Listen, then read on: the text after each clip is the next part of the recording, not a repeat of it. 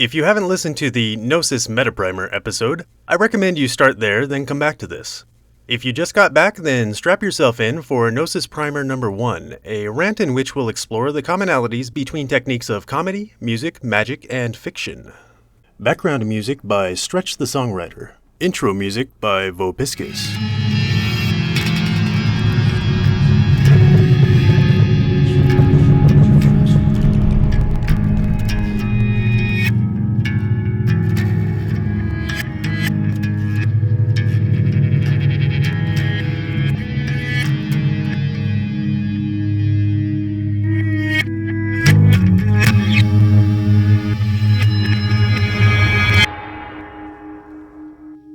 When I'm writing a song, I have a little bit of a formula, but I don't follow anything too strictly because predictable music is boring music.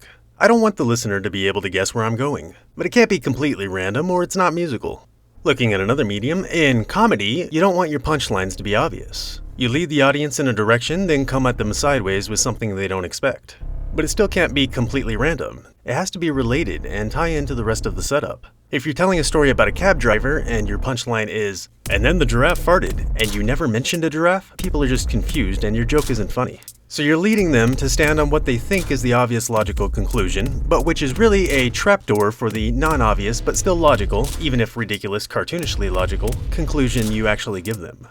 It's even more effective when you're leading them to think not just of a logical conclusion, but a logical punchline, which you override with a better one. So they feel clever for a moment because they think they've figured out the joke, and then you switch it up on them at the last second. So misdirection is the element here. Common to magic, comedy, music, and also fiction, obviously, because a predictable story is a boring one.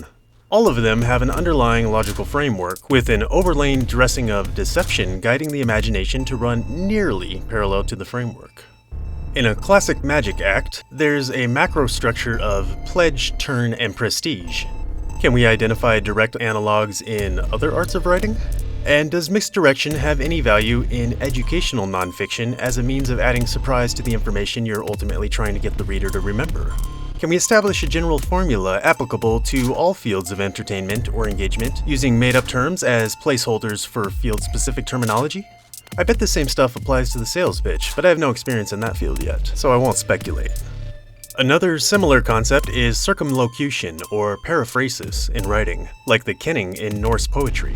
Instead of stating something directly, you're expressing it in a more indirect, roundabout way, like furry quadrupedal friend of man instead of dog. This is huge in music, particularly with guitar solos, when a phrase wants to land back on the tonic, but you take a longer, unexpected route back to it. It's the same as digression to build suspense in storytelling.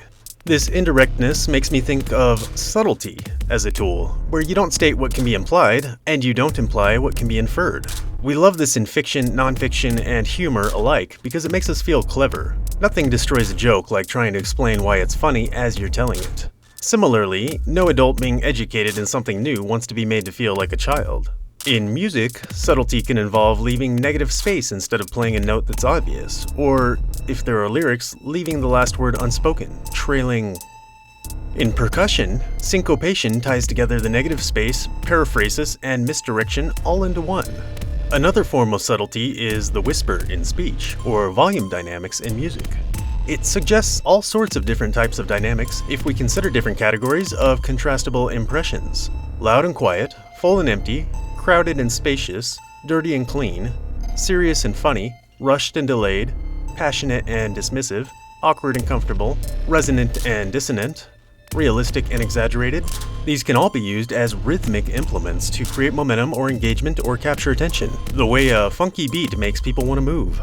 In music, we have volume dynamics, like raising one's voice from pianissimo to piano, tempo dynamics, like speeding up from 100 beats per minute to 120 BPM, meter dynamics, like shifting from 4/4 to 3/4, key dynamics, or modulation, and also pitch dynamics, large leaps of which we call melody, like playing an A note at 440 Hz, then moving to an F sharp at 740 Hz, but can also be accomplished in smaller increments like string bends, easing from 440 Hz into 441, 2, 3, 4, 5, 6, 7.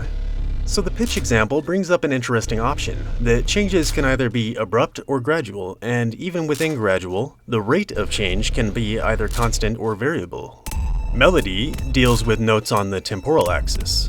Harmony deals with notes on the spatial axis, notes played simultaneously. So harmony is a static concept rather than a dynamic one. But the music is more alive when harmony is implemented dynamically. For example, a sequence of chords played strictly with abrupt changes would feel less alive than achieving those chords by shifting the notes that comprise them in and out of alignment, which is the beauty of a symphony over a single instrument. This is called names like counterpoint and crossharp.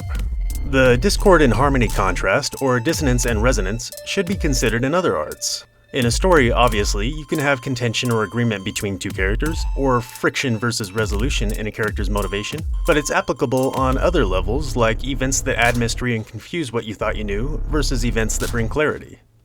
A tempo can be established by alternating such things. The comedian or orator has the special case of being able to align himself with his audience or distance himself from them, as when he gets them to cheer for something they agree with, then takes that value into unexpected territory and says, "But not me, I never agreed with that, you did. You guys are crazy." This can be accomplished in a rhythmic pattern, pushing and pulling so as to achieve bigger and bigger pendulum swings, making the audience want to move to the music emotionally, so to speak. I wrote about twice as much material for this, but decided to cut it off here at the middle, mid-swing, so that you can take the momentum in your own direction.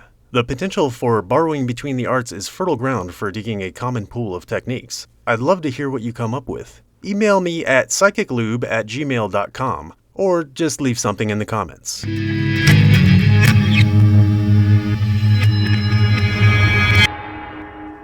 Hey guys, quick note before I go. I know some of these podcast topics are a little goofy, so if you like the way I think, but you really want to take advantage of the best of what my brain has to offer, look up my books on Amazon or Audible. My first book, Augmenting Willpower, is a field manual for human psychology that emphasizes personal accountability, while my second book, An Idea is Not a Product, is a guide for building routines and systems that force you to put your money where your mouth is. Both titles are available in all formats, so you can listen to the audio on the go, easily search topics by keyword in the ebook, and the paperback fits right in your pocket.